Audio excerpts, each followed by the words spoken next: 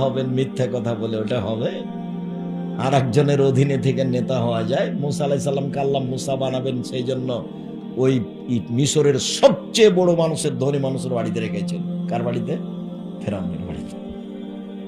স্বাধীন চেতা মানুষ, লোক ফেরত দেন, বানি ইসরাইলকে ছেড়ে দেন। প্রথম কথা, তুই কে? মুসা নও তুমি? তুমি আমার বাড়িতে শিশুকালে ছিলে না?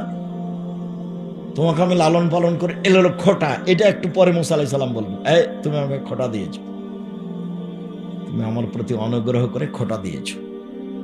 বিসমিল্লাহির রহমানির রহিম। পরম দাতা দয়ালুর নামে আরম্ভ করছি। কুল হুয়াল্লাহু আহাদ। হে নবী আপনি বলুন, আল্লাহ এক, আল্লাহুস সামাদ, তিনি নিরপেক্ষ মুখাপেক্ষীহীন।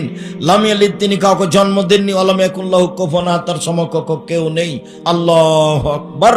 ওই পর্যন্ত হাত উঠিয়ে আপনি রুকুতে যাবেন। রুকুতে যাওয়ার পূর্বে কয়েকটা কথা। হাত দুটি রডের মতো সোজা থাকবে, আঙ্গুলগুলো খোলা খোলা থাকবে, হাঁটু চেপে ধরে থাকবেন, মাথা উঁচুও হবে না নিচুও হবে না, একবারে সোজা হয়ে থাকবে পিঠের লম্বা হাতটা। হাত রডের মতো সোজা হয়ে থাকবে, হাত, মাথা উঁচুও হবে না নিচুও হবে না। বলেন সুবহান কুদ্দুসুন রব্বুল মালাইকাত রূহ যতবার পারেন। বলেন সুবহান রাব্বিল আযীম যতবার পারেন।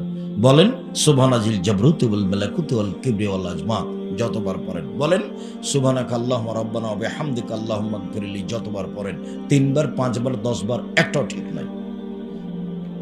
যা পারেন পারেন, এ না হলে একবার করে চলে যান, যে যত পারে। এক সাহাবী বলছেন আল্লাহ রাসূল রুকুতে ছিলেন সূরা বাকারা পড়ার সমান।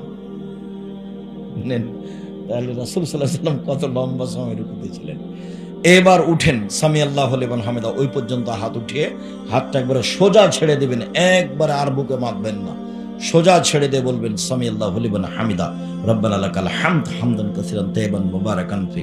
আল্লাহ ওই লোকের প্রশংসা শুনলো যে তার প্রশংসা করলো, খুব তার প্রশংসা, মঙ্গলময় তার প্রশংসা, বরকতময় পুত্র তার প্রশংসা, মিলা সামাতে আকাশ পরিমাণ প্রশংসা, মিলা লার্জ জমিন পরিমাণ প্রশংসা, মিলা মা বাইনাহুমা আকাশ জমিনের মধ্যে যে ফাঁকা রয়েছে সেই পরিমাণ প্রশংসা, মিলা মা শাইতা মিন শাইইন বাদ।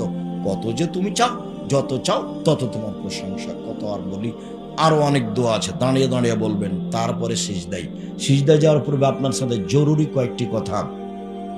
রাসূল সাল্লাল্লাহু আলাইহি সাল্লাম বলেন আমাকে 7 হাড়ের উপরে সিজদা করতে বলা হয়েছে। নাক কপাল এক, কোনটা আগে কোনটা পিছে এটা কথা নয়, মাটিতে লেগে থাকবে দুটাই। নাক কপাল এক, 2 হাত 3, 2 হাঁটু 5, 2 পায়ের বৃদ্ধাঙ্গুল 7, এই যে 7। সিজদায় গিয়ে 5 উল্কাবেন না, নাহলে হয়ে যাবে 6।